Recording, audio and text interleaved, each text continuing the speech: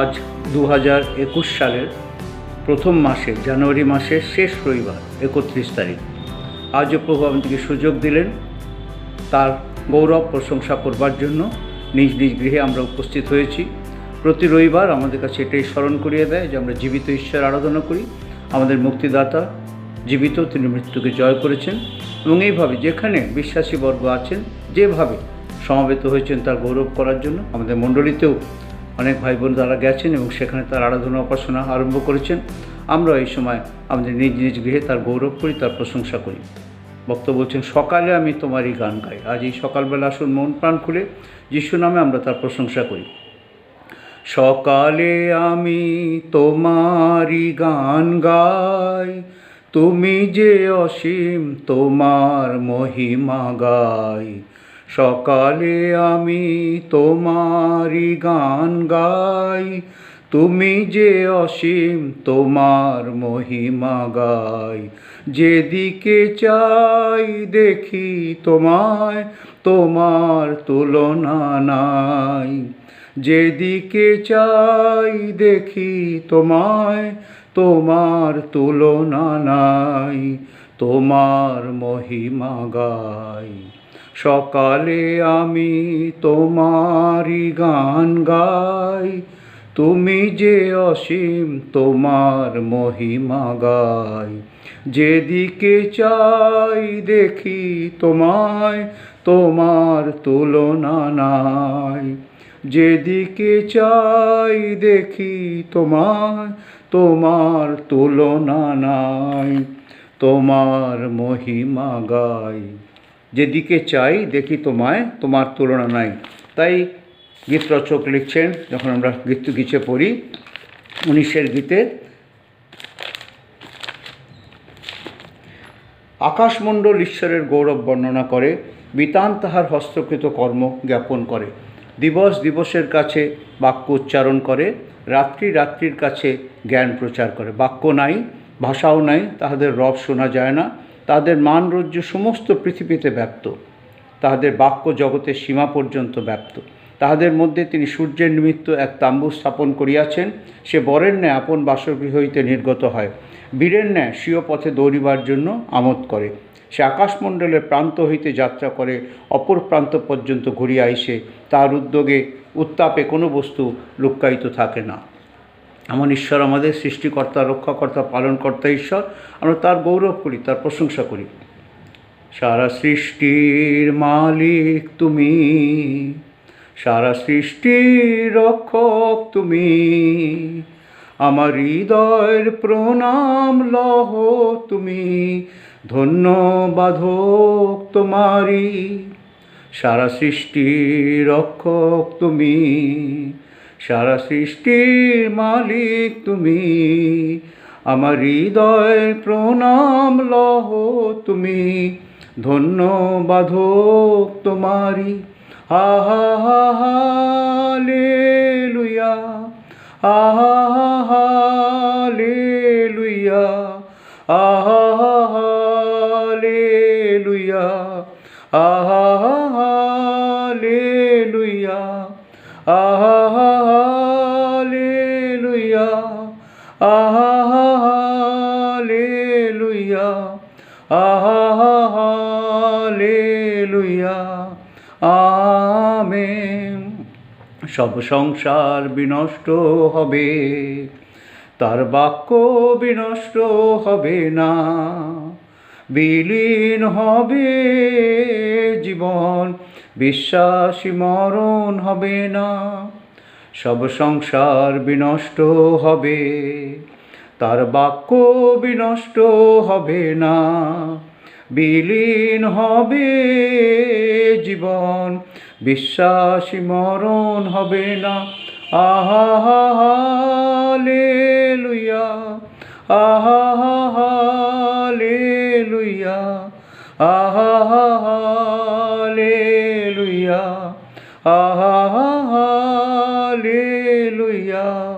Hallelujah, hallelujah, hallelujah, amen. তিনি সারা সৃষ্টির মালিক, তিনি সারা সৃষ্টির রক্ষক। তিনি তার জীবন্ত বাক্য আমাদেরকে দিয়েছেন, যে বাক্য কখনো বিনষ্ট হবে না। তিনি একজাত পুত্র ত্রাণকর্তা প্রভু যীশুকে আমাদের মাঝে প্রেরণ করেছিলেন। তিনি আমাদের জন্য আমাদের পাপের প্রায়শ্চিত্ত বলি উৎসর্গ করেছেন। হালেলুয়া! কেমন ত্রাতা! তিনি আমাদের প্রথম প্রেম। আসুন আমরা তাকে বলি, যীশু তুমি আমার প্রথম প্রেম, তুমি আমার প্রাণের বাসনা, আমার অর্চনা, আমার সাধনা, তাই মা আমার জীবন আমি তোমাকে দিই। যীশু তুমি প্রভু, এ প্রাণের প্রথম প্রেম, জানি না বলি কিভাবে যে তুমি আমার গুপ্তধন। যীশু তুমি প্রভু, এ প্রাণের প্রথম প্রেম, জানি না বলি কিভাবে যে তুমি আমার গুপ্তধন, যে তুমি আমার বাসনা, যে তুমি আমার সাধনা, যে তুমি আমার অর্চনা। এসো যীশু এ প্রেম আমার, এসো যীশু এ প্রেম আমার। হ্যাঁ প্রভু, তোমাদের প্রতিটি অন্তরে আসো, তোমার আলোয় আলোকিত করে দাও। সমস্ত অন্ধকার দূরীভূত হয়ে তোমার আলোয় আমাদের জীবন উদ্ভাসিত হোক প্রভু। এই আমাদের প্রার্থনা, এই আমাদের প্রার্থনা প্রভু। প্রভু তোমার আলো দিয়ে আমায় জালো, তোমার আত্মায় পূর্ণ করো। প্রভু তোমার আলো দিয়ে আমায় জালো, তোমার আত্মায় পূর্ণ করো। Hallelujah, hallelujah, hallelujah, amen. Hallelujah, hallelujah, hallelujah, amen. প্রভু তুমি জীবন আমায় করো নূতন, তোমার আত্মায় পূর্ণ করো। প্রভু তুমি জীবন আমায় করো নূতন, তোমার আত্মায় পূর্ণ করো। Hallelujah, hallelujah, hallelujah, amen. Hallelujah, hallelujah, hallelujah, amen. তবু তুমি আশা আমার ভালোবাসা, তোমার আত্মায় পূর্ণ করো। প্রভু তুমি আশা আমার ভালোবাসা, তোমার আত্মায় পূর্ণ করো। Hallelujah, hallelujah, hallelujah, amen. Hallelujah, hallelujah, hallelujah, amen. হ্যাঁ প্রভু, তুমি আমাদের আশা, তুমি আমাদের ভালোবাসা, তুমি আমাদের জীবন, তুমি আমাদের সব। তোমাকে ছেড়ে কোথায় যাও প্রভু? তুমি হও আমার উচ্চ আশা, হও আমার ভালোবাসা। যিশু বই মোর ত্রিভুবনে আর কিছু না রহুক, এই আমাদের প্রার্থনা। তুমি হও আমার উচ্চ আশা, হও আমার ভালোবাসা, হও আমার উচ্চ আশা, হও আমার ভালোবাসা। যিশু বই মোর ত্রিভুবনে কিছুই না রহুক, আর কিছুই না রহুক, কিছুই না রহুক ও প্রভু, কিছুই না রহুক।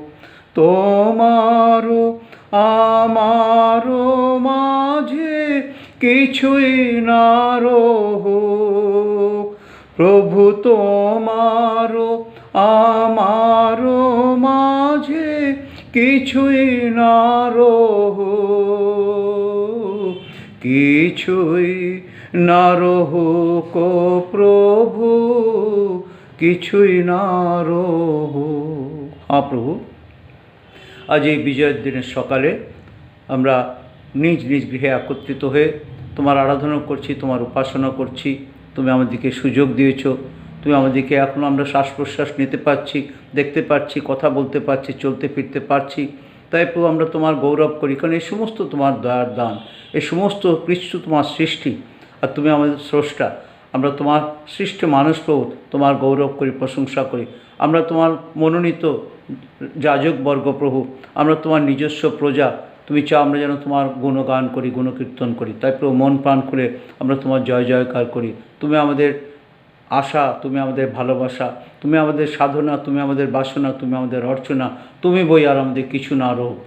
তোমাকে নিয়ে আমাদের জীবনের সমস্ত সময়, বাকি সময়টুকু আমরা যাপন করতে পারব। আশীর্বাদ করো প্রভু, তোমার উপস্থিতির মধ্যে দিয়ে যে আলো, তোমার উপস্থিতির যে আনন্দ, সে আনন্দে প্রত্যেককে পূর্ণ করে দাও। তোমার উপস্থিতির যে বিজয়ী জীবন, সেই জীবন সকলকে দাও, যেন সমস্ত যুদ্ধে আমাদের প্রতিপক্ষ দিয়াবলকে পরাস্ত করে আমরা যেন দৃঢ় পদক্ষেপে আমাদের দিনগুলো এগিয়ে যেতে পারি। দয়া করো, যতদিন তুমি আমাদেরকে এই জীবনে রাখবে প্রভু, আমরা প্রতি মুহূর্তে যেন তোমাতে থাকি আর তুমি আমাদেরকে থাকো, আমাদের জীবনে যেন তুমি আনন্দ পাও। বিগত দিনগুলিতে কত আশীর্বাদ করেছো দেখতে দেখতে প্রভু, নতুন বছর আরম্ভ হয়ে তার প্রথম মাসটিও শেষ হতে চললো।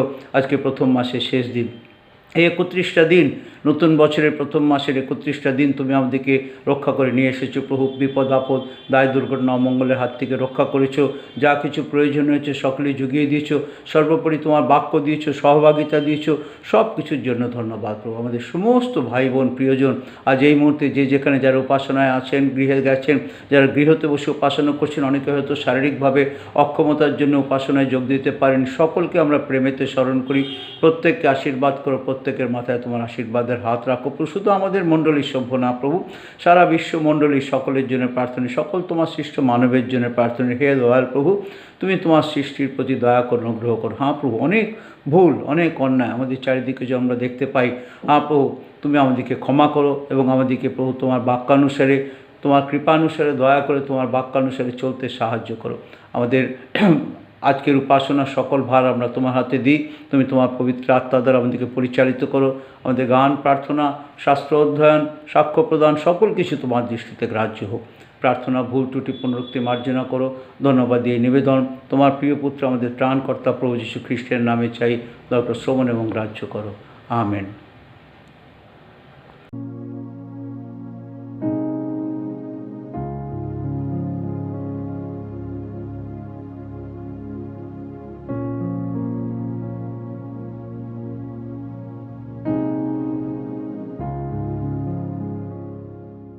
শাস্ত্রপাঠ, গীত সংহিতা 113 অধ্যায়, প্রথম থেকে 9 পদ।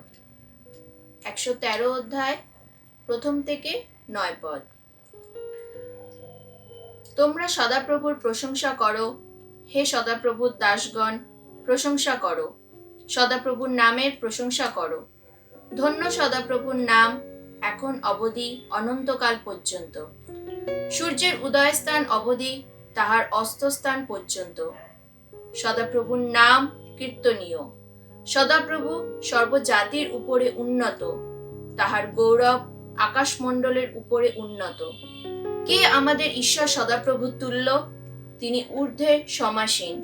তিনি অবনত হইয়া দৃষ্টিপাত করেন আকাশে ও পৃথিবীতে।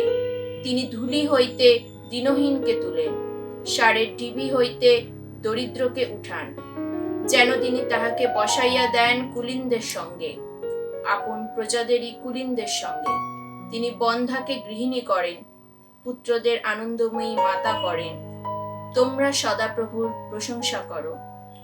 প্রভু তার আপন পঠিত বাক্যে আশীর্বাদ করুন।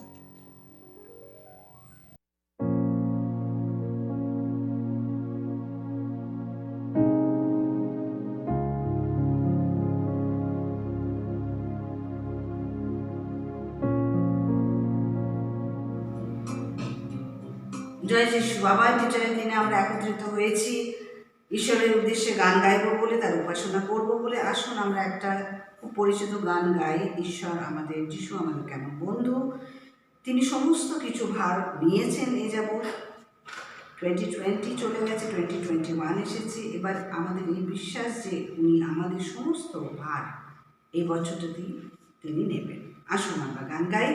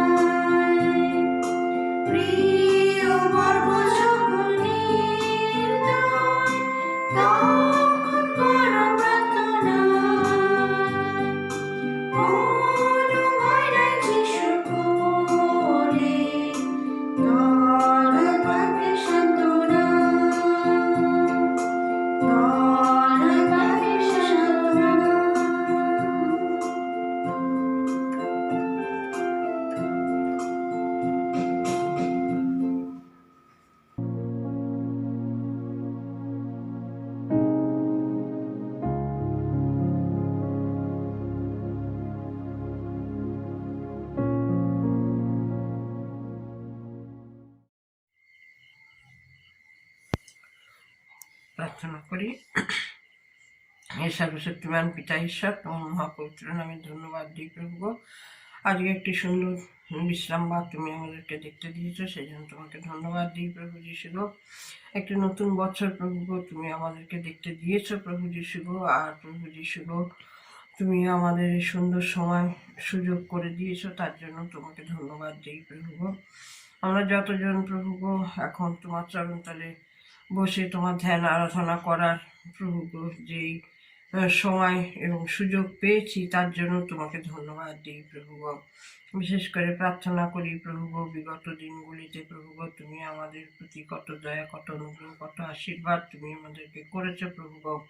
আমরা যদি প্রভু এক এক করে প্রভু মনে করি, তাহলে প্রভু বলে আমরা শেষ করতে পারবো না প্রভু যিশু।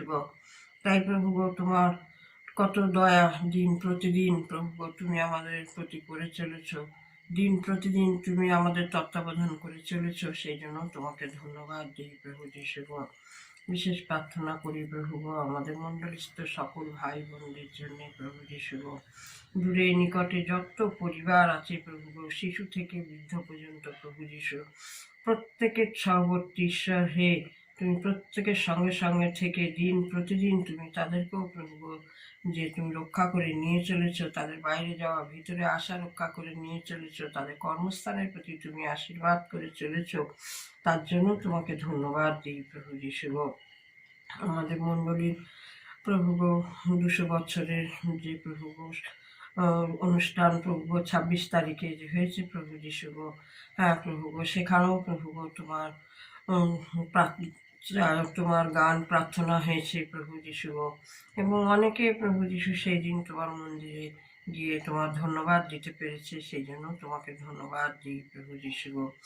ভয়ানক করোনার মধ্যে প্রভু যিশু গো অনেক দিন প্রভু গো আমাদের মণ্ডলীতে বা অনেক মণ্ডলীতে প্রভু গো কোনো রকমভাবে আমরা সমবেত হয়ে একসঙ্গে তোমার চরণতলে বসার যে সময় সুযোগ পাইনি, কিন্তু প্রভু গো বিগত দিনগুলিতে প্রভু গো আবার প্রভু গো তোমার মন্দিরে গিয়ে তোমার ধ্যান আরাধনা করার তুমি প্রত্যেককে যে সময় সুযোগ করে দিয়েছো তার জন্য তোমাকে ধন্যবাদ দিই।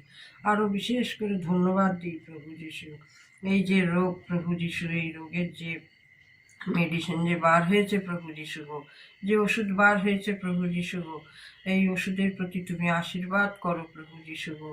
যারা যারা প্রভুকে এই ওষুধ খাচ্ছে প্রভু যিশু, তুমি প্রত্যেককে তুমি সুস্থ সবল রেখো, প্রত্যেকে যেন সুস্থ সবল হয় আর সবাই যেন তোমাকে ধন্যবাদ দিতে পারে প্রভু যিশু।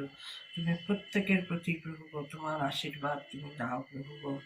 বিশেষ করে প্রার্থনা করি প্রভু গো আমাদের মণ্ডলীর মধ্যে যারা যারা অসুস্থ পীড়িত আছে প্রভু গো, আমি জানি না প্রভু গো কে কীরকম আছে প্রভু যিশু। কেউ যদি অসুস্থ পীড়িত থাকে প্রভু যিশু, তুমি তাদের শয্যার পাশে বসো, তোমার আরোগ্যকারী হস্ত দাও, স্পর্শ করো, সুস্থ সবল করো, সুস্থ সবল হয়ে তারা যেন তোমার ধন্যবাদ দিতে পারে প্রভু গো। কারণ যদি কোনো ধন্যবাদের প্রার্থনা থাকে প্রভু যিশু, সেই সমস্ত প্রার্থনা তুমি প্রভু যিশুকে গ্রাহ্য করো এবং প্রভু যিশু গো তাদের সেই প্রার্থনার উত্তর দিয়ে তুমি তাদের পরিতৃপ্ত করো। কারোর যদি কোনো ব্যক্ত অব্যক্ত প্রার্থনা থাকে প্রভু যিশু, সেই প্রার্থনার উত্তর দিয়ে তুমি তাদেরকেও পরিতৃপ্ত করো প্রভু গো। প্রার্থনা করি প্রভু যিশু বিশেষ করে আমাদের পাস্টার, অ্যাসিস্ট্যান্ট পাস্টার প্রভু যিশু গো, তুমি তাদেরকে প্রভু গো যে দায়িত্ব দিয়েছো প্রভু যিশু, তারা যে সুন্দরভাবে প্রভু গো পালন করে চলেছে মণ্ডলীর প্রতি, সেই জন্য তোমাকে ধন্যবাদ দিই প্রভু যিশু গো।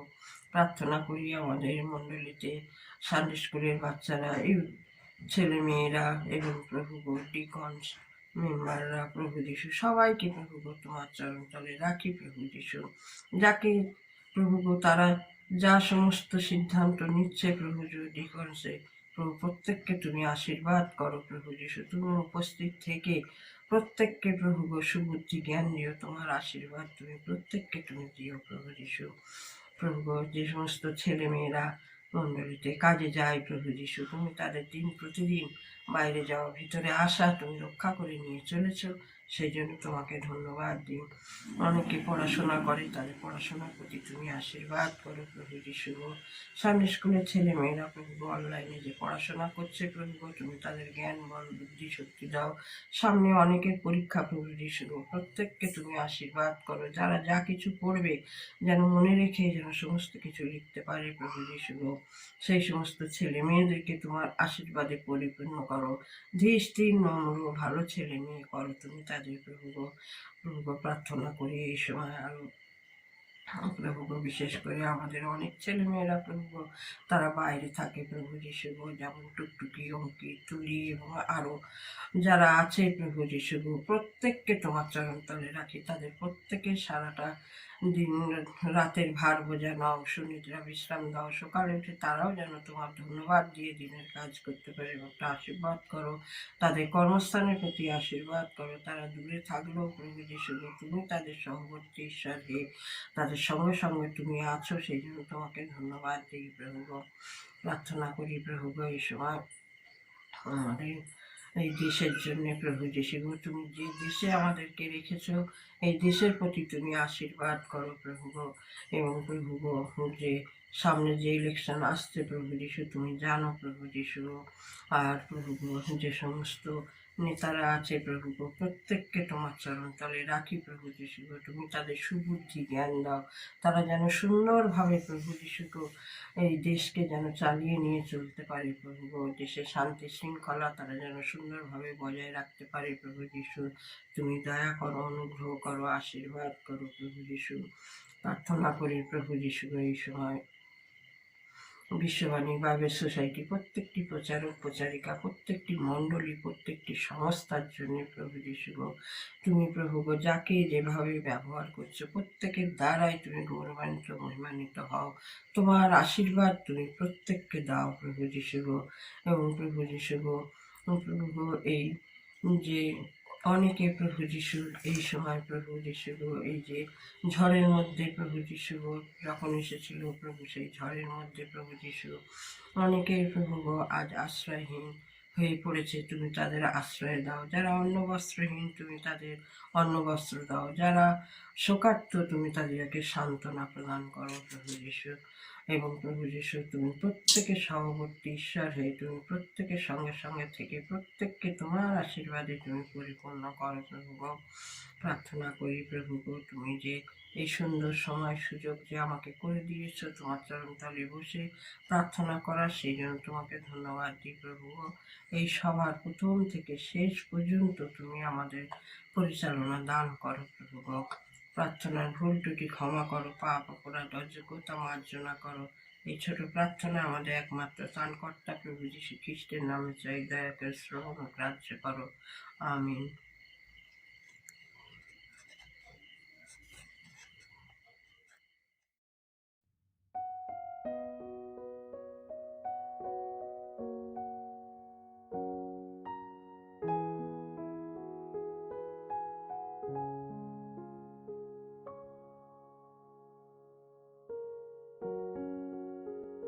ঈশ্বরকে ধন্যবাদ দিই যে আরেকটা সপ্তাহ বাদে আমরা তার বিজয় দিনে তার আরাধনা করার সুযোগ পাচ্ছি। আমাদের প্রতি রবিবার 8:30টায় যেরকম চার্চে সার্ভিস হয় সেরকমই হবে, এবং প্রতি রবিবার 9টায় অনলাইনের মাধ্যমে যেরকম হয় সেরকমই হবে। যারা যারা আপনারা চার্চে যেতে চান, আপনাদের নাম আমাদের সহকারী পালক বা সহকারী সম্পাদককে দিয়ে দেবেন। তারা আপনাদের জানিয়ে দেবেন যে আপনারা এই সপ্তাহে চার্চে যেতে পারবেন কি পারবেন না। প্রতি রবিবার আমাদের সানডে স্কুল যেরকম হয় সেরকমই হবে বিকেল 5টা থেকে। প্রতি বুধবার আমাদের ইউথ ফেলোশিপ যেরকম হয় সেরকমই হবে, কিন্তু এই সপ্তাহ থেকে আমাদের টাইমিংটা একটু চেঞ্জ হচ্ছে। আমরা 7:15টার বদলে আমরা 9টা থেকে শুরু করব সেই ফেলোশিপ, যাতে আরো লোকজন সেখানে আসতে পারে। তো আমার সকল ভাই বোনদের কাছে আবেদন যে যারা আপনারা সেখানে আসতে চান আপনারা নিশ্চয়ই আসবেন। অনেকেরই অসুবিধা হয় তখন আসতে, ওই জন্য আমরা এবারে একটু টাইমটা চেঞ্জ করেছি। আমরা আশা করি যে এবারে এই সপ্তাহে আমরা আরো অনেক ভাই বোনকে সেখানে দেখতে পাবো। আমাদের প্রতি শনিবার যেরকম বাইবেল স্টাডি 6:30 থেকে হয় সেরকমই হবে। সেখানে আপনাদের লিংক আর পাসওয়ার্ড সেখানে দিয়ে দেওয়া হবে বাইবেল স্টাডির জন্য। আপনারা সকলেই সেখানে আসবেন এবং আমাদের সাথে একসাথে সব সেখানে যোগাযোগ করে এবং ঈশ্বরের বাক্যের বিষয় আরো নিয়ে আমরা ধ্যান চিন্তা করব।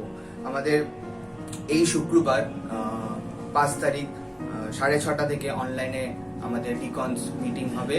সকল ডিকনস কমিটি মেম্বারদের কাছে আমার নিবেদন যে আপনারা সেখানে আসবেন, এবং যেহেতু আমাদের এটা শেষ ডিকনস মিটিং এজিএম এর আগে, সকলের কাছে আমার নিবেদন আপনারা সেখানে সকলেই আসবেন এবং আমাদের সাথে সেখানে যা যা আলোচনা করা সেখানে আমরা একসাথে মিলে করব।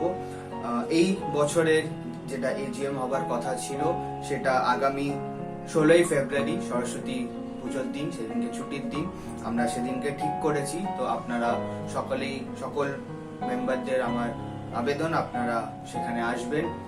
সেটা অনলাইনের মাধ্যমে হবে, তো আপনাদের কাছে সেই লিংক আর পাসওয়ার্ড পৌঁছে দেওয়া হবে। আপনারা সেখানে আসবেন এবং আমাদের সাথে একসাথে সেই এজিএম এর সহযোগিতা করবেন। আমাদের এই সপ্তাহে কিছু জন্মদিন আর বিবাহ বার্ষিকী আছে। জানুয়ারি 28 তারিখ শিলা রয়, জানুয়ারি 31 তারিখ অরিন্দম দাস, জানুয়ারি 1 তারিখ নবনীতা সেন, ফেব্রুয়ারি 1 তারিখ নবনীতা সেন, 2 তারিখে অমল দাস এবং প্রীতি লিমা, এবং 4 তারিখে শিশির সেন। প্রার্থনায় রাখবেন সবাইকে, তাদের ঈশ্বর একটা নতুন বছর দেখার সুযোগ করে দিচ্ছেন। পিতা ঈশ্বরকে ধন্যবাদ দিই তার জন্য, এবং তারা যেন আরো সুস্থতা লাভ করে, আরো যেন ভালো থাকে, ঈশ্বরের দিকে যেন এগিয়ে চলতে পারে। আমরা সেই প্রার্থনা করব। দুটো বিবাহ বার্ষিকী আছে, 1 তারিখে তপন এবং নমিতা সিং, এবং 5 তারিখে জিহিসকে লিমা এবং প্রীতি লিমা। ঈশ্বর তাদেরকেও আশীর্বাদ করুক, তাদের বিবাহ জীবনে আরো আশীর্বাদ করুন।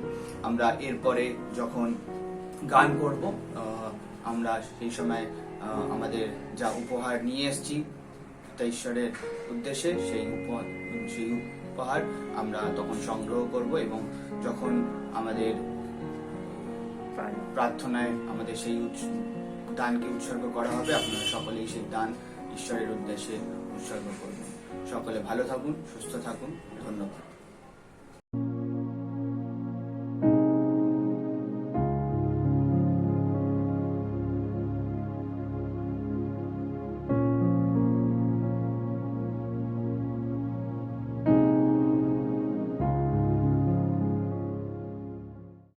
এসো হে করুণাময়,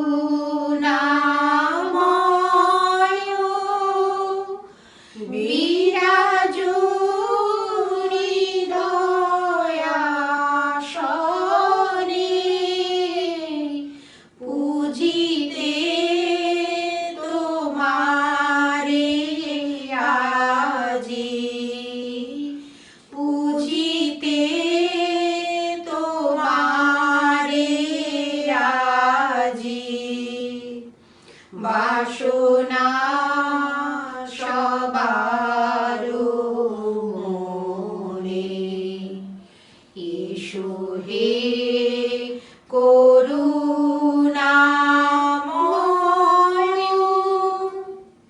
তব দাসু দাসী যত হইয়াছি সমবেত, তৃপ্ত কর সবে পিত, তৃপ্ত কর সবে পিত, মনোমত আশীষ দানে। এসো হে করুণাময়, অর্পিতে পদে তোমার আনিয়াছি উপহার, বসতি কুসুমহার, ভকতি কুসুমহার,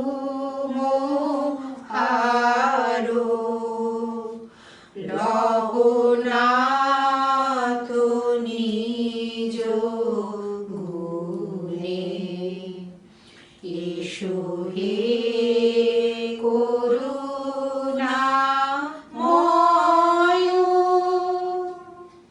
বিরাজো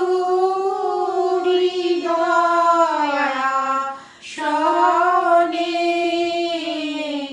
পূজিতে তোমারে আজি, পূজিতে তোমারে আজি।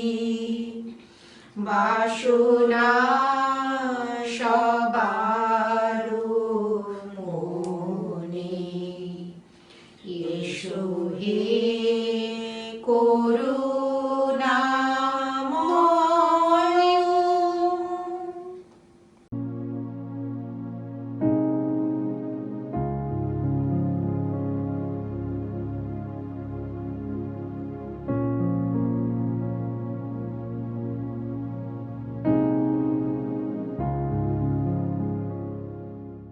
আজকে নিরূপিত শাস্ত্রপাঠ লুক 7 অধ্যায় 1 থেকে 10 পদ।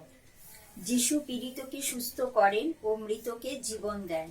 লোকদের কর্ণগোচরে আপনার সকল কথা সমাপ্ত করিয়া তিনি কফরনাউমে প্রবেশ করিলেন। তখন একজন শতপতির একটি দাস পীড়িত হইয়া মৃতপ্রায় হইয়াছিল। সে তাহার প্রিয় পাত্র ছিল। তিনি যিশুর সংবাদ শুনিয়া যিহুদীদের কয়েকজন প্রাচীনকে দিয়া তাহার কাছে নিবেদন করিয়া পাঠাইলেন, যেন তিনি আসিয়া তাহার দাসকে বাঁচান। তাহারা যিশুর কাছে আসিয়া আগ্রহপূর্বক বিনতি করিয়া বলিতে লাগিলেন, আপনি যে তাহার জন্য এই কার্য করেন, তিনি তাহার যোগ্য, কেননা তিনি আমাদের জাতিকে প্রেম করেন, আর আমাদের সমাজগৃহ তিনি আপনি নির্মাণ করিয়া দিয়াছেন।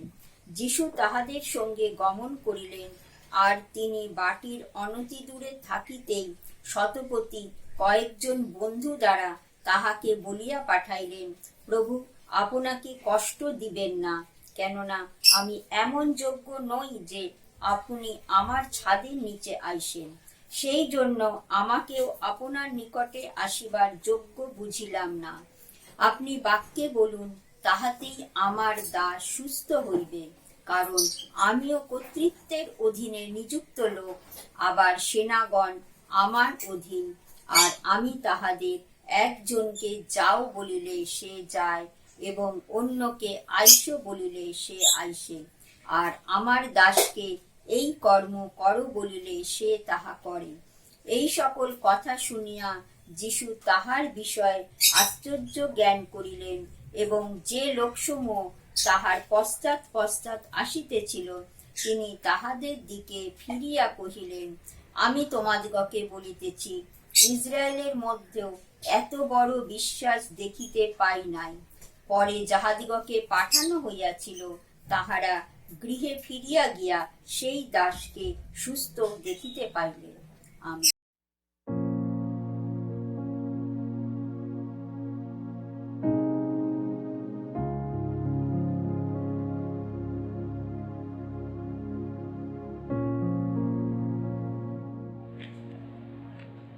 আজকে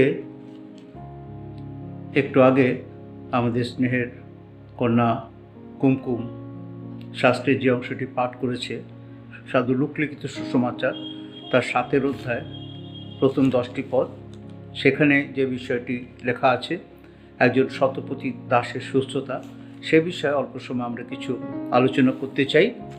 আসুন প্রার্থনা করি। হে আমাদের মঙ্গলময় পিতা ঈশ্বর, তোমায় ধন্যবাদ দিই যে তোমার জীবন্ত বাক্য তুমি আমাদেরকে দিয়েছো, আর তুমি চাও যেন সেই বাক্য আমরা পাঠ করি, সেই বাক্যের মধ্যে দিয়ে তুমি আমাদেরকে যে কথা বলতে চাও শুনি, আর তোমার সেই শিক্ষায় শিক্ষিত হয়ে তোমার গৌরব করতে করতে আমাদের প্রবাসকালের জীবন যাপন করি। আমাদের জীবন যেন তোমার দৃষ্টিতে প্রীতিজনক হয়। আজও সেই বাক্য নিয়ে আমরা কিছু সময় চিন্তা ধ্যান করতে চাই। তুমি আমাদের সকলকে আমাকে আশীর্বাদ করো। তুমি গৌরবান্বিত মহিমান্বিত হও। তোমার গৌরব হোক হয়ে আমাদের প্রার্থনা। আমি নয়, আমরা নয়, কিন্তু তোমার নামে মহিমান্বিত হোক। ধন্যবাদ দিই প্রার্থনা তোমার যিশু নামে চাই, আমেন। এই অংশে আমরা দেখতে পেয়েছি যে প্রভু যিশু তার পরিচর্যা কাজ আরম্ভ করেছেন। তিনি মানুষকে সুস্থ করছেন, মানুষকে নানা রকম তাদের যে ভূতগ্রস্তকে সুস্থ করছেন, সেই পরিচর্যা কাজ করতে করতে আর তিনি এগিয়ে কফরনাহমে এসেছেন। লোকদের কর্ণগোচরে আপনার সকল কথা সমাপ্ত করিয়া তিনি কফরনাহমে প্রবেশ করলেন। তখন তিনি কফরনাহমে এসেছেন, সেখানে আমরা দেখতে পাচ্ছি যে একজন শতপতি সেখানে ছিলেন, যে রোমীয় শতপতি, যার আন্ডারে 100 জন সেনা থাকতো। আর শতপতির কথা আমরা বাইবেল যখন পড়ি বেশ কয়েকবার দেখতে পাই, বেশ কয়েকজন শতপতির কথা দেখতে পাই। এখানে একজন শতপতির কথা দেখছি যে তার বিষয়ে লেখা আছে, তার বাড়িতে তার একজন দাস সে অসুস্থ হয়ে পড়ছে। শতপতি সে রোমান সেঞ্চুরিয়ান, রোমান শতপতি, তার আন্ডারে যারা দাসরা কাজ করে, স্বাভাবিক হয়তো অনেকে তাদের মধ্যে যিহুদিও থাকতে পারে, কিন্তু তিনি একজন শতপতি হয়েও তার মধ্যে আমরা দেখতে পাই তার মানবিকতা।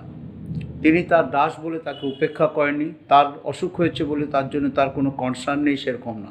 এটা আমাদের শেখায় যে আমরা জগতে যখন থাকি প্রত্যেক মানুষের প্রতি আমাদের একটা মানবিকতা, সমবেদনা থাকা দরকার। আজকাল জগৎ ক্রমশ আমরা দেখতে পাই যে সমবেদনা নেই মানুষের মধ্যে, প্রত্যেকে নিজেকে নিয়ে ব্যস্ত হয়ে পড়ি, স্বার্থপর হয়ে পড়ি। এই জগতে যখন আমরা বলি যে প্রভু যিশু আমার ঈশ্বর, প্রভু যিশু আমার ত্রাণকর্তা, তিনি আমার মুক্তিদাতা, আর যখন আমরা তার দিকে দেখতে পাই তিনি নিঃস্বার্থপরতার এক চূড়ান্ত আদর্শ। তিনি নিজের দিকে দেখেননি, মানুষকে আমাদের কথা চিন্তা করে স্বর্গ ছেড়ে পৃথিবীতে নেমে এসেছেন। তাই আমরাও যেন স্বার্থপরতা পরিত্যাগ করি, নিজের বিষয় নয় অপরের বিষয় ভাবি। মাঝে মাঝে আমরা কাগজে ছবি দেখি, যখন কোনো আমাদের পুলিশ কর্মী বা অন্য কেউ যখন অসহায় মানুষের প্রতি দয়া করেন, আমি দেখি লেখা দেয় ক্যাপশন দিয়ে, মানবিকতার মুখ।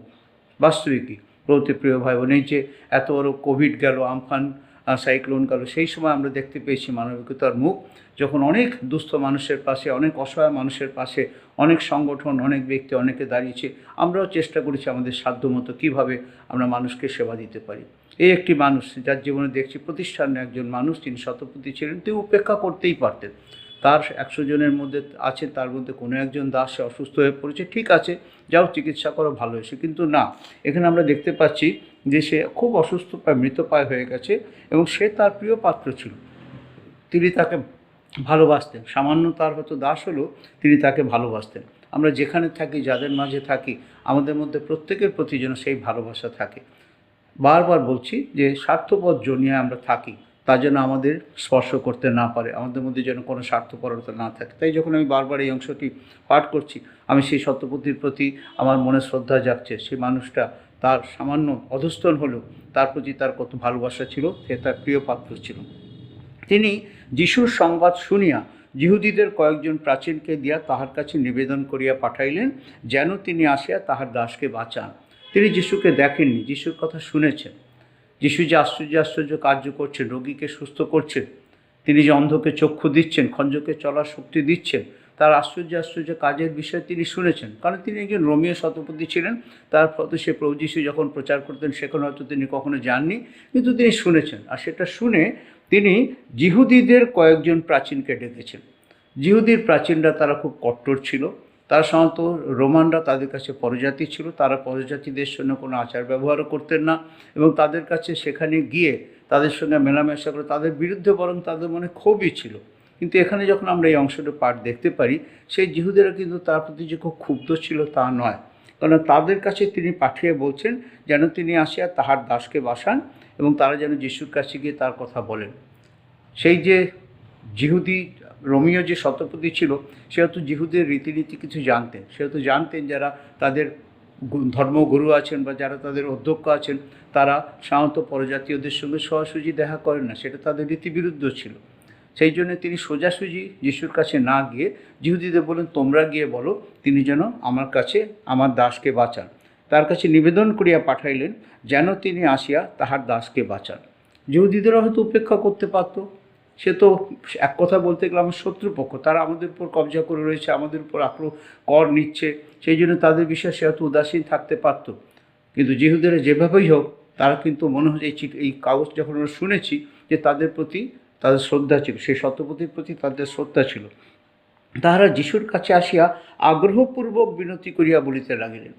শুধু বললেন না, আগ্রহপূর্বক বিনতি করিয়া বলিতে লাগিলেন। তার পক্ষে সেই রোমীয় শতপথী, তার মানে তার মানুষরা এমন ছিলেন যে অনেকের ভালোবাসা সে আকর্ষণ করেছিল। এমনকি তার যে যিহুদিরা, যারা অ্যাকচুয়ালি তাদের অধীনে থাকতো, যারা তাদের এক অর্থে ভালোবাসতেন, আমরা জানি যারা সেই তাদের হয়ে কাজ করতো, সেই সক্রিয়ের কথা আমরা জানি, সে তাদের হয়ে কর ট্যাক্স কালেকশন করতো, সেজন্য নিশ্চয়ই তাকে তারা কেউ ভালোবাসতো না। কিন্তু এরা সেই তার প্রতি তাদের প্রতি একটু ভালোবাসা দেখতে পাচ্ছি। আর তিনি আসিয়া আগ্রহপূর্বক বিনতি করিয়া বলিতে লাগিলেন যে আপনি যে তাহার জন্য এই কার্য করেন তিনি তাহার যোগ্য। তারা বলছে যে এই শতপথী আপনার অনুগ্রহ পাওয়ার যোগ্য, হি ইজ ওয়ার্দি, আপনার অনুগ্রহ পাওয়ার যোগ্য। তারা মনে করছেন এই শতপথী পিতা ঈশ্বরের, প্রভু যিশু, তারা তখন যিশুকে তো পিতা ঈশ্বর মানছেন না, বরং তারা মনে করছেন তিনি ব্লাসফেমি, তিনি ঈশ্বর নিন্দা করছেন। তথাপি তাকে বললেন, এই তারাও দেখেছে আশ্চর্য আশ্চর্য কাজ তিনি করছেন, অতএব আরও একটি আশ্চর্য কাজ, আরও একটি মানুষকে সুস্থতার কাজ, পরিষেবা, এই যে সেবার কাজ, এটা যদি তার প্রতি করেন এটা যোগ্য, তার জন্য করা যায়। এ লোকটা যদিও একজন রোমীয় শতপথী, তথাপি এর জন্য আপনি এর দাসকে ভালো করে দিতে পারেন, ইহা যোগ্য। কেন তিনি আমাদের জাতিকে প্রেম করেন, তিনি আমাদের শত্রু নন, আমাদের যিহুদি জাতিকে তিনি ভালোবাসেন, আমাদের জাতিকে প্রেম করেন, আর আমাদের সমাজগৃহেও তিনি আপনি নির্মাণ করিয়া দিয়েছেন। তিনি একজন রোমীয় শতপথী হয়েও যিহুদিদের সিনাগগ, সমাজগৃহ তিনি নির্মাণ করে দিয়েছেন। তার মানে তিনি নিশ্চয়ই দরিদ্র মানুষ ছিলেন না, ধনী লোক ছিলেন এবং উদার লোক ছিলেন। তিনি উদার লোক ছিলেন, তাদের যে সমাজগৃহ তিনি নির্মাণ করে দিয়েছেন। আমরা আগে দেখলাম সেই মানুষটার মধ্যে স্বার্থপরতা ছিল না, প্রেম ছিল, তার দাসকেও তিনি ভালোবাসতেন এবং তিনি উদার ছিলেন। ঈশ্বরের গৃহ নির্মাণ করার জন্য তিনি উদার হস্তে দিয়েছিলেন। বর্তমান জগতে আমরা এই সমস্ত ঘটনাগুলো যখন পড়ি, এগুলোর থেকে আমাদের শিক্ষণীয় বিষয় আগে বললাম যেন আমরা স্বার্থপর না হই এবং আমরা যেন উদার হই, প্রভুর কাজের জন্য যেন উদার হস্তে দিই, প্রভুর গৃহ নির্মাণের জন্য, প্রভুর সুসমাচার প্রচার কার্যের জন্য যেখানে প্রয়োজন সেখানে যে আমরা উদার হস্তে দিই। একজন বিজাতীয়, পরজাতীয়, সেও ঈশ্বর গৃহ নির্মাণ করার জন্য এখানে লিখছেন তিনি আমাদের ভালোবাসেন, আমাদের জন্য দিচ্ছেন। প্রভুতে প্রিয় ভাই বোন, প্রভু আমাদের যা কিছু দিয়েছেন তিনি চান যেন আমরা সবার সঙ্গে ভাগ করে নিই, যেন আমরা স্বার্থপর না হই, যেন আমাদের মধ্যে সে উদার থাকে। আর সেই উদারতা আমরা করব কেন? কারণ যখন আমরা নিজেদের জীবনে দেখি আমাদের প্রভু আমাদের জন্য অকাতরে দিয়েছেন, নিঃস্বার্থভাবে এসেছেন এবং নিঃস্বার্থভাবে আমাদের জন্য তার শেষ রক্তবিন্দু পর্যন্ত দিয়েছেন। তাই আমাদের এই জগতে যখন আমরা থাকব, যখন আমরা নিজেদেরকে বলছি আমরা খ্রিস্টিয়ান, আমরা খ্রিস্টের অনুগামী, তখন আমাদের জীবনে যেন এই গুণগুলো অবশ্যই দেখা যায়, নিঃস্বার্থপরতা, উদারতা। এবং তিনি তারপরে যিশু তাহাদের সঙ্গে গমন করিলেন, সঙ্গে সঙ্গে যেন ইনস্ট্যান্টলি তারা এসে বললেন সে আমাদের যোগ্য, সে আমাদের ভালোবাসে, আমাদের মধ্যে গৃহ নির্মাণ করেছেন, আপনি যেখানে যান সেটা ভালো। এখানে লেখা আছে যিশু তাদের সঙ্গে গমন, এক কথায় যিশু রাজি হয়ে গেলেন।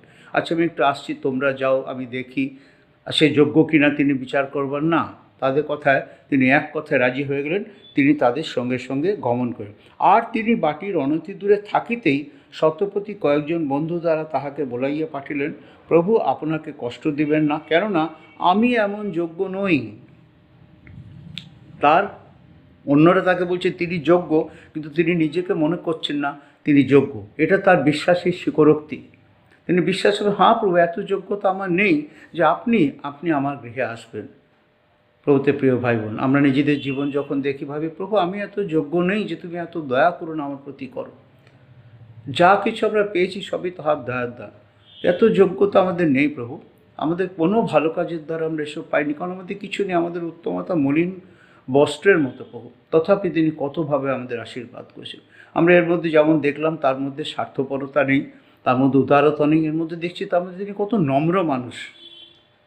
সমস্ত গুণাবলী যেটা একজন বিশ্বাসীর জীবনে হওয়া দরকার সেটা আমরা একজন পরজাতির জীবনে দেখতে পাচ্ছি। এটা আমাদের শিক্ষা দেয় যেন আমাদের মধ্যেও এই গুণগুলি অবশ্যই থাকে। আমরা বারবার আলোচনা করে যাই খ্রিস্টীয় গুণাবলী, খ্রিস্টীয় স্বভাব। আর একজন মানুষের জীবন থেকে আজকে আমরা দেখতে পেলাম তিনি এক সুন্দর মানুষকে ভালোবাসেন, তার জন্য এক বোঝা রয়েছে, অপরের জন্য তার উপরে এক বোঝা রয়েছে। তিনি উদার চিত্তে সমস্ত ঈশ্বরের গৃহ নির্মাণের জন্য দিয়েছেন। এবং এখানে আমরা দেখতে পাচ্ছি তার হিউম্যানিটি, তিনি কতটা নম্র। যিহুদি অধ্যক্ষেরা বলছেন আপনি যে তার ঘরে যান তিনি তার যোগ্য, কিন্তু তিনি নিজেকে বলছেন না প্রভু আমি এমন যোগ্য নই যে আপনি আমার ঘরে আসেন, আপনার পায়ের ধুলো যে আমার ঘরে পড়বে আমি এমন যোগ্য নই। তিনি বলেন কেননা আপনাকে কষ্ট দিবেন না, প্রভু আপনাকে কষ্ট দিবেন না। এবং কেউ বলছেন প্রভু আপনাকে কষ্ট দিবেন না। যখন কেউ কাউকে প্রভু বলে মানে তিনি মেনে নিচ্ছেন প্রভু আপনি আমার মালিক, আমি আপনার দাস। একজন পরজাতীয় লোক আর ইসরায়েলের যিনি গুরু, যিহুদিদের যে গুরু, যখন তারা তাকে বলছেন আর তাকে এসে একজন অধ্যক্ষের মতো তারা তাকে ট্রিট করছেন, তাকে বলছেন প্রভু। সত্যি এই প্রভু কথার মধ্যে দিয়ে আমরা মুখে কতবার প্রভু প্রভু করতে থাকি, বা বাস্তবিক কি তাকে আমরা প্রভুর সম্মান দিই? যদি তাকে আমরা প্রভু বলে ডাকি তাহলে যা কিছু আমাদের তিনি করতে বলেন তা করা আমাদের উচিত, তাই না? আমরা কতবার খালি আমরা বলতে থাকি প্রভুর জয় হোক, প্রভুর নাম, প্রভুর নাম। প্রভু কথাটার মধ্যে দিয়ে বোঝায় যে তুমি আমার মালিক আর আমি তোমার ভৃত্য, আমি তোমার দাস, তুমি আমাকে যা বলবেন তাই করব। গান গাইব, যাবো যেথা রয়ে যাবেন তারই সাথে সাথে সারা পথ, কেননা তুমি আমার প্রভু। প্রভুতে প্রিয় ভাই বোন, তিনি আমাদের প্রভু, তিনি আমাদের ভালোবাসেন। আমরা যেন সেই প্রভুকে সম্মান করি, প্রভুকে যেন যোগ্যভাবে সম্মান করি, প্রভুকে সমস্ত যেন আমাদের মন প্রাণ অন্তঃকরণ শক্তি দিয়ে তাকে যেন ভালোবাসি। এই শতপতি বলছেন প্রভু আমি এমন যোগ্য নই যে আপনি আমার ছাদের নিচে আসেন, আপনি আমার ছাদের নিচে আইসেন, সেই জন্য আমাকেও আপনার নিকট আসিবার যোগ্য বুঝিলাম না। আমার এই যোগ্যতা নেই প্রভু যে আপনি আমার ছাদের নিচে আসবেন। কি তার নম্রতা, কি নম্রতা আমরা তার মধ্যে দেখছি। তার ঘরে অসুস্থ দাস, তার জন্য তিনি তাকে ডেকে পাঠিয়েছেন, তিনি জানেন যে তিনি তাকে সুস্থ করতে পারেন, অথচ তিনি যখন তার ঘরের কাছে এসে পড়েছেন বলছেন না প্রভু আমি আপনার যোগ্য না। মনে পড়ে গেল হঠাৎ পিতরের কথা, জালে এত মাছ উঠেছে দেখে তারপরে হঠাৎ তিনি বলছেন না প্রভু আপনি আমার কাছে আসবেন না। সে নিজের যে অবস্থা সেটা সে বুঝতে পেরেছে, প্রভু আমি পাপী, প্রভু আমি পাপী। প্রভুতে প্রিয় ভাই বোন, আমাদের প্রভু পবিত্র, আমাদের প্রভু আমাদের ভালোবাসেন, আমাদের প্রভু স্বর্গের প্রভু। তিনি আপনাকে আমাকে তার কাছে রাখতে চান, তার বন্ধু বলেছেন, কিন্তু তার বন্ধু হবার যোগ্যতা, তার কাছে থাকার যোগ্যতার জন্য তিনি আমাদেরকে যা বলেছেন আমাদের তা করা দরকার, তার আজ্ঞা পালন করা দরকার, তার আজ্ঞা লঙ্ঘন না আজ্ঞা পালন করা দরকার। আর এই মানুষটি বলছেন, প্রভু আমি যোগ্য নই, আমি যোগ্য নই, নিজেকে নত করেছেন। যে নিজেকে উচ্চ করে তাকে নত করা যায়। গর্বিতকে তিনি দূর থেকে জানেন। কিসের অহংকার আমাদের? কোনো কিছুর অহংকার নেই, কোনো কিছুর আমরা অহংকার করতে পারি না। আমাদের অর্থ, আমাদের সম্মান, আমাদের বিদ্যা বুদ্ধি, কোনো কিছুর অহংকার আমরা করি, সব কিছু তার দয়ার দ্বার। যখন আমরা সেটা ভুলে গিয়ে আমি করতে থাকি, তিনি দুঃখ পান। আর তিনি এই সমস্ত ঘটনা আমাদের দেখিয়ে দেন। যদি অহংকার আমাদের কিছু করতেই হয়, যেন সাধু পৌলের মতো বলি, প্রভু তোমার ক্রুশ ব্যতীত অন্য কিছু শ্লাঘা করি, তাহা দূরে থাকুক। আমাদের জীবনে কেবল সেই ক্রুশকে নিয়ে আমরা অহংকার করতে পারি, যে ক্রুশে তিনি আমার আপনার জন্য তার রক্ত সেচন করেছিলেন। তিনি রক্ত সেচন করেছিলেন বলেই তার ক্রুশের তলে এসে পাপের জন্য অনুতপ্ত হয়ে আমরা পাপের ক্ষমা পেয়েছি। এই শতপতি বলছেন, প্রভু যিহুদিরা তার সম্বন্ধে বলছে সে যোগ্য, কিন্তু তিনি নিজে বলছেন, না প্রভু আমি যোগ্য এমন নই যে আপনি আমার ছাদের নিচে আসেন। আপনি বাক্যে বলুন, আপনার দাস সুস্থ। কী গভীর বিশ্বাস! একদিকে আমরা দেখতে পাচ্ছি তার স্বীকারোক্তি, তার কি স্বীকারোক্তি? প্রভু আমি যোগ্য নই, আমি পাপী, আমি সামান্য, আমি অতি সামান্য, আমি যোগ্য নই।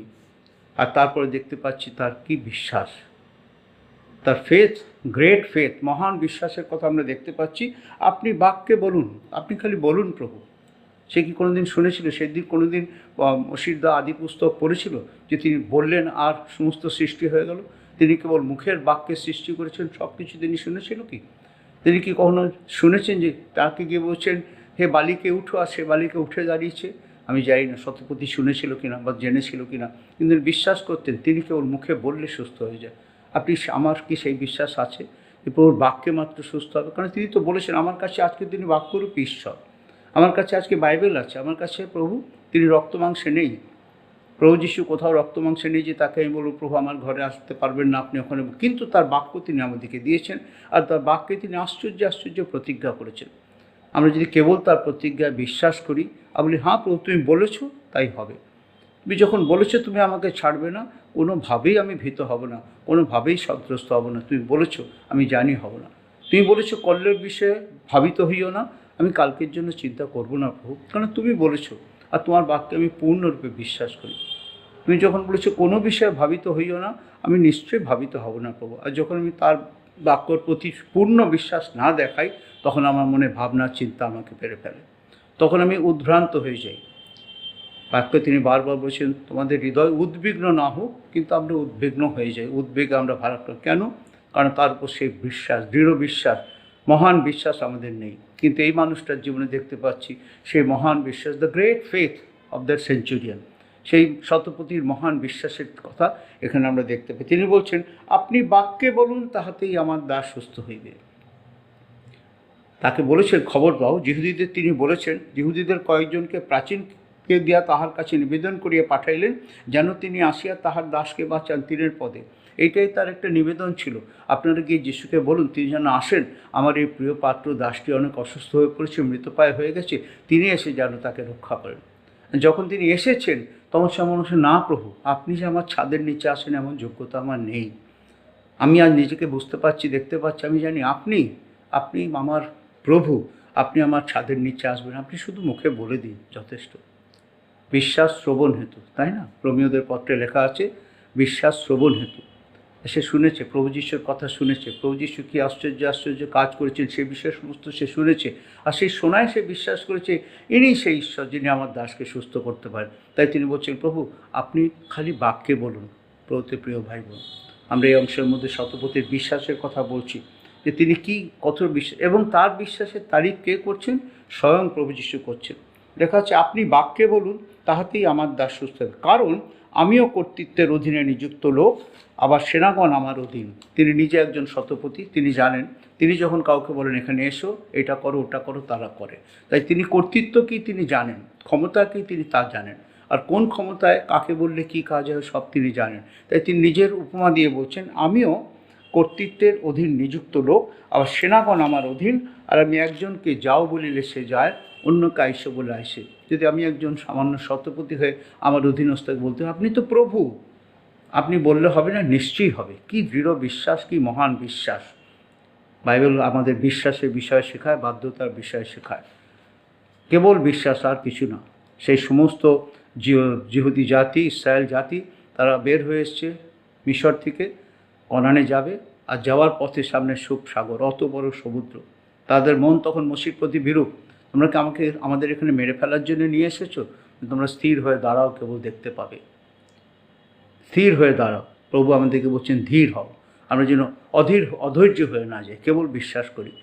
যিনি আমাদের সঙ্গে সঙ্গে, তার নাম আছি, তিনি বলছেন আমার নাম আছি। যিনি আছি তিনি প্রতিদিন প্রতি মুহূর্তে আমাদের সঙ্গে সঙ্গে আসেন। আমাদের কেবল দৃঢ় বিশ্বাসে তার মুখের বাক্যে বিশ্বাস করতে, যে ঈশ্বরের আমি আরাধনা করি তিনি আছি, তার নাম আছি, তিনি আছেন। মসিবুল যখন লোকে জিজ্ঞেস করবে যিনি পাঠিয়েছেন তার নাম কি, কি সুন্দর নাম, বলবে যে আছি, আমি আছি, আমাকে পাঠিয়েছেন। প্রতি প্রিয় ভাই বোন, প্রতি মুহূর্তে যদি আমরা স্মরণ করি আমাদের ঈশ্বর আছি, তিনি আমি আছি বলেছেন আমাকে, ভয় করো না, আমি আছি, তিনি আমাদের সঙ্গে সঙ্গে আছে। দেখবেন আমাদের মধ্যে থেকে সমস্ত ভয়, ভীতি, সমস্ত উদ্বেগ, সমস্ত উৎকণ্ঠা কোথায় দূর হয়ে যাবে। এই শতপতি বলছেন প্রভু আমার অধীনে লোক কাজ করে, আমি তাদের বললে আসার, আপনি তো প্রভু, আপনি শুধু বলুন আমার দাস সুস্থ হয়ে যাবে। মহান বিশ্বাস, আশ্চর্য বিশ্বাস। সে অন্যকে আইসো বলিলে সে আইসে, আর আমাকে দাসকে এই কর্ম বলিলে সে তাহা করে। এই সকল কথা শুনিয়া যিশু তাহার বিষয়ে আশ্চর্য জ্ঞান করিলেন। এমনকি স্বয়ং ঈশ্বর প্রভু যিশু আশ্চর্য জ্ঞান করলেন। কেন আশ্চর্য জ্ঞান করলেন? তিনি বললেন, এই কথা শুনিয়া যিশু তাহার বিষয়ে আশ্চর্য জ্ঞান করলেন, এবং যে লোকসমূহ তাহার পশ্চাৎ পশ্চাৎ আসিতেছিল তিনি তাহাদের দিকে ফিরিয়া কহিলেন, আমি তোমাদিকে বলিতেছি ইসরায়েলের মধ্যেও এত বড় বিশ্বাস দেখিতে পাই নাই। এত বড় বিশ্বাস, এমনকি ইসরায়েলিদের মধ্যে, এত লোকের মধ্যে আমি গেছি, এত জায়গা আমি তাদের মধ্যে প্রচার করছি, এত সুস্থতা করেছি, কিন্তু এত বড় বিশ্বাস আমি কোথাও দেখতে পাইনি। একজন শতপতি, যে ইসরায়েলীয় নয়, সে শুনেছে আমার কথা, শোনার পর তার অন্তরে আমার প্রতি এক ভয় এসছে, সম্ভ্রম এসছে, এবং সে আমাকে বিশ্বাস করেছে। সে বিশ্বাস করেছে আমি সে মুখের বাক্যে সব করতে পারি। বলতে প্রিয় ভাই বোন, প্রভু যিশুকে আমার সম্বন্ধে, আপনার সম্বন্ধে বলে যে আশিসের অন্তরে বা অমুকের অন্তরে এত বিশ্বাস আছে। আমরা কি সে এত মহান বিশ্বাস আমাদের আছে? ঈশ্বর দেখতে চান আমাদের মধ্যে সেই বিশ্বাস। আরেকবারতে সেই সুরূপহৈনিকে আর রমণীকে তিনি বলেছেন এত বড় বিশ্বাস আমি কোথাও, তিনি আশ্চর্য জ্ঞান করেছিলেন। এই শতপতির জীবনে তিনি বলছেন তিনি আশ্চর্য জ্ঞান করিলেন, এবং যে লোকসমূহ তাহার পশ্চাৎ পশ্চাৎ আসিছিল তাহাদের দিকে ফিরিয়া কহিলেন, তোমাদিকে বলিতেছি ইসরায়েলের মধ্যে এত বড় বিশ্বাস দেখিতে পাই নাই। প্রভু চান আমাদের অন্তরে সেই বিশ্বাস, এত বড় বিশ্বাস।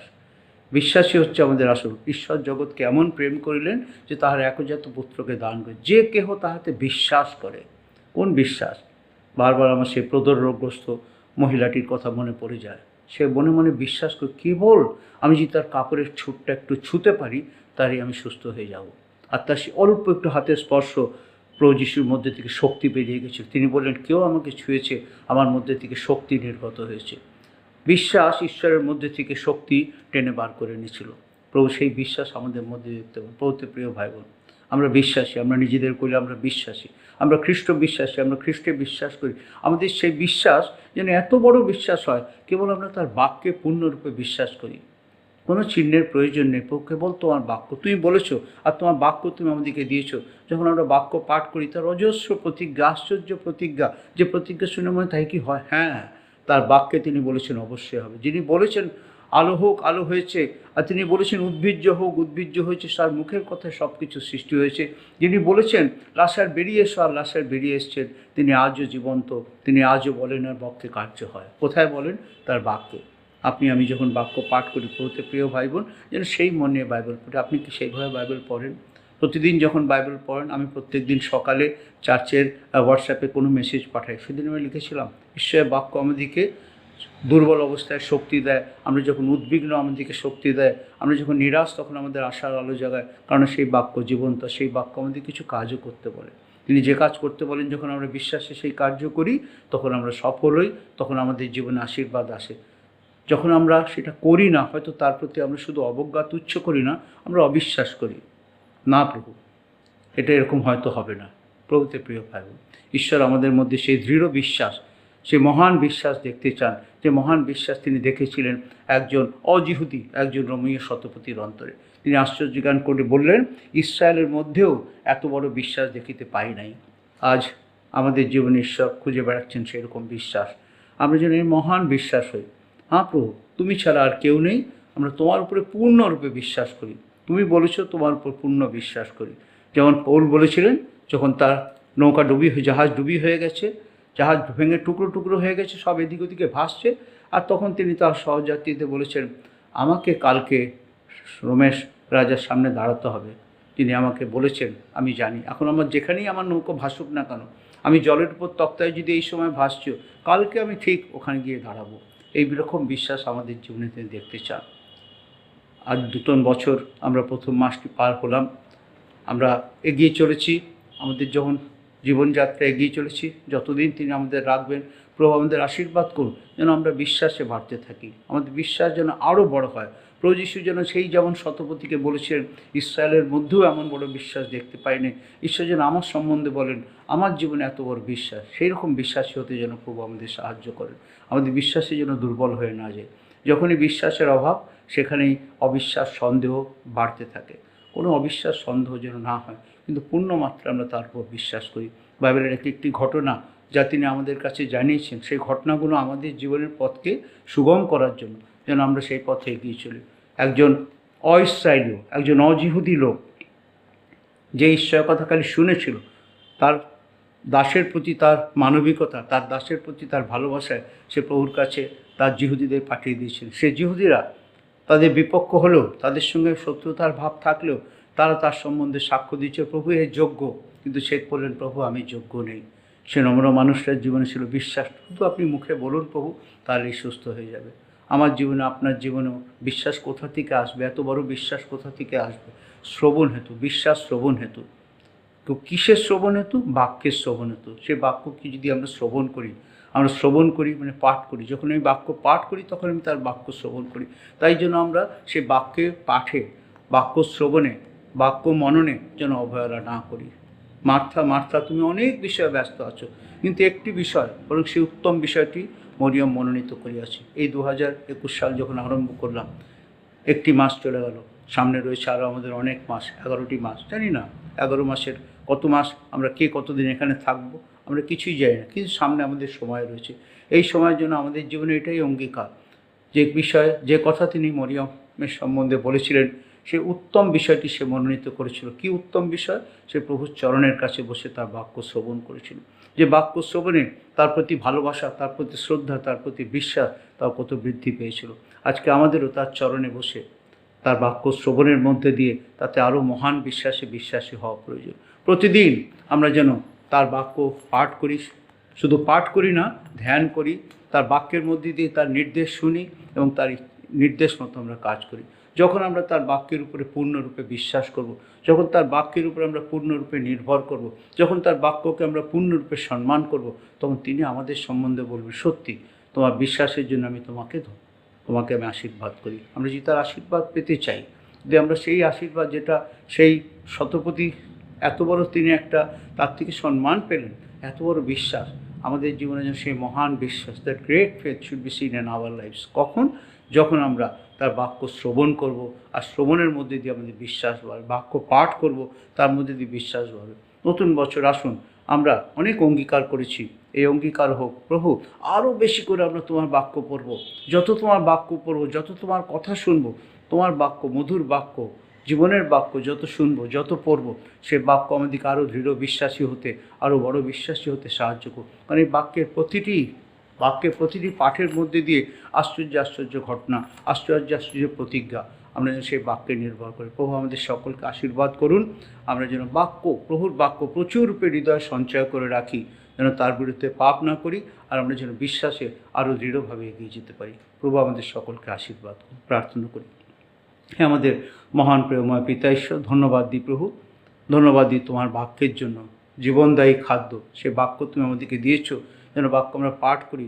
যখন তোমার বাক্য পাঠ করি, শ্রবণ করি, নিজের কাছে শ্রবণ করি, আরও বিশ্বাসে আমরা বাড়তে পারি। আজ যে শতপথীর কথা আমরা আলোচনা করলাম প্রভু, সে শতপথী তোমার কথা শুনেছিল, শুনে তার মনে এত বিশ্বাস হয়েছিল প্রভু, সে বলেছে শুধু আপনি বলুন, শুধু আপনি বলুন প্রভু, তুমি বলুন আমার দাস সুস্থ হবে। এত বড় বিশ্বাস, তুমি আশ্চর্য হয়ে গেছিল প্রভু। তুমি আমাদেরকে জানাচ্ছ, আজও জানাচ্ছ প্রভু, তুমি আমাদের মধ্যে সেই বিশ্বাস খুঁজছো, যেন আমরা সেরকম বিশ্বাসী হই, যেন তোমাকে সন্দেহ না করি, সর্বতোভাবে যেন তোমার উপর বিশ্বাস করি, সর্বতোভাবে তোমার বিশ্বাসে করে তোমাতে বাধ্যতায় জীবনযাপন করি। যদি বিশ্বাস করি প্রভু তো নিশ্চয়ই বাধ্য হব। বিশ্বাসের সঙ্গে বাধ্যতা তো প্রভু ওতপ্রোতভাবে যুক্ত। বাধ্য এই জন্যই হই না যেন সম্পূর্ণরূপে তোমার উপর বিশ্বাস করতে পারি। যদি তোমার বাক্যে বিশ্বাস করি তাহলে বাধ্য হবই প্রভু, তোমাকে বিন্দুমাত্র সন্দেহ করব না। তোমার আশ্চর্য প্রতিজ্ঞার উপর বিশ্বাসী হও প্রভু। আমাদের দুর্বলতা ক্ষমা করো, আমাদের অবাধ্যতা ক্ষমা করো, আমাদের অবিশ্বাসের জন্য ক্ষমা করো এবং আশীর্বাদ করো প্রভু, যেন সেই শতপথীর মতো আমরাও তোমার কাছ থেকে শুনতে পাই।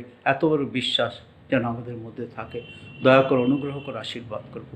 আজও একত্রিত হয়ে তোমার বাক্য ধ্যান করতে, তোমার প্রশংসা করতে সাহায্য করলে ধন্যবাদ দিব।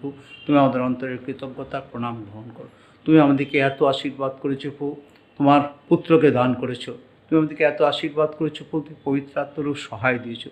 এত আশীর্বাদ করেছো প্রভু, তোমার জীবনদায়ী বাক্য আমাদেরকে দিয়েছো, যে বাক্য আমাদের চলার পথের আলো, যে বাক্য আমাদেরকে প্রভু আরও দৃঢ় বিশ্বাসী হতে সাহায্য করে, বাধ্যতায় জীবনযাপন করতে সাহায্য করে, পবিত্রতায় সুচিতায় জীবনযাপন করতে সাহায্য করে। সেই বাক্যের জন্য তোমাকে ধন্যবাদ দিই। সমস্ত কিছুর জন্য অন্তর উজাড় করে তোমাকে ধন্যবাদ দিই প্রভু। আমাদের আরও কৃতজ্ঞ হতে, আরও প্রভু ধন্যবাদের জীবনযাপন করতে সাহায্য করো। সেই সঙ্গে প্রভু তুমি আমাদের কী না দিয়েছো প্রভু, এই জগতে বেঁচে থাকার জন্য, এই জগতে বেঁচে থেকে দিন প্রতিদিন যাপন করার জন্য যা কিছু প্রয়োজন হয়েছে সকল কিছু তুমি দিয়েছো, তার জন্য তোমাকে ধন্যবাদ। তোমার দেওয়া সে সমস্ত সম্পদের মধ্যে থেকে আজকে কিছু আর্থিক উপহার আমরা তোমার কাছে নিয়ে এসেছি প্রভু, তুমি গ্রহণ করো, এতে আশীর্বাদ করো, যেন তোমার ইচ্ছা অনুযায়ী আমরা তা ব্যবহার করি। সেই সঙ্গে আমাদের দেহ আত্মা মন প্রাণ আমরা তোমার জন্য সমর্পণ করে দিই। আমাদের এই সমর্পণ তোমার দৃষ্টিতে গ্রাহ্য হোক। আমাদের প্রার্থনা, ভুল ত্রুটি, পুনরুক্তি, অজ্ঞতা, মূর্খতা ক্ষমা করো। ধন্যবাদ দিই। প্রার্থনা আমাদের মুক্তিদাতা, ত্রাণকর্তা, ক্রুশাহত, পুনরুত্থিত প্রভু যীশু খ্রিস্টের নামে চাই। দয়া করে শ্রবণ এবং গ্রাহ্য করো। আমেন। হে আমাদের স্বর্গস্থ পিতা, তোমার নাম পবিত্র বলিয়া মান্য হোক, তোমার রাজ্য আইসুক, তোমার ইচ্ছা স্বর্গে যেমন পৃথিবী তেমন সিদ্ধ হোক। আমাদের প্রয়োজনীয় খাদ্য আমাদেরকে দাও, আমাদের সকল অপরাধ ক্ষমা করো, আমরাও যেন আপন আপন অপরাধীকে ক্ষমা করিয়াছি। আর আমাদেরকে পরীক্ষাতে আনিও না, কিন্তু মন্দ হইতে রক্ষা করো। রাজ্য, পরাক্রম, মহিমা যুগে যুগে তোমারই হোক। আমেন। ত্রাণকর্তা প্রভু যীশুর অপার অনুগ্রহ, পিতা ঈশ্বরের প্রেম, পবিত্র আত্মার শান্তি, সহভাগিতা, পরিচালনা, আনন্দ এবং নিত্য উপস্থিতি আমাদের সকলের সাথে, সকল খ্রিস্ট বিশ্বাসীর সাথে এখন থেকে প্রভু যীশুর গৌরবময় দ্বিতীয় আগমন দিন পর্যন্ত বিরাজ করুন। আমেন। প্রভু আমাদের সকলের সহায় হন, সকলকে সাহায্য করুন। প্রভু ধন্যবাদ করি, আমাদের সংক্রমণ অনেক কমে এসছে। প্রভু আমাদের প্রার্থনার উত্তর দিচ্ছেন। আমরা প্রার্থনা করব শুধু আমাদের না, সমগ্র বিশ্বের যেন এই সংক্রমণ রুদ্ধ হয়ে যায়। তথাপি তিনি আমাদেরকে বুদ্ধি দিয়েছেন, আমরা সাবধানে থাকবো, নিশ্চয়ই সাবধানতা অবলম্বন করব, যেন কোনো বিপদে আমরা না পড়ি। প্রভু তার হাত ধরে আমাদের চালিয়ে নিয়ে চলেছেন, আমরা বিশ্বাসে তার হাত ধরে এগোতে থাকি। যে যেখানে থাকবেন ভালো থাকবেন, আনন্দ থাকবেন, সুস্থ থাকবেন এবং প্রভুর গৌরব করতে করতে প্রবাসকালের দিনগুলি আমরা যাপন করব। সবাইকে মানব।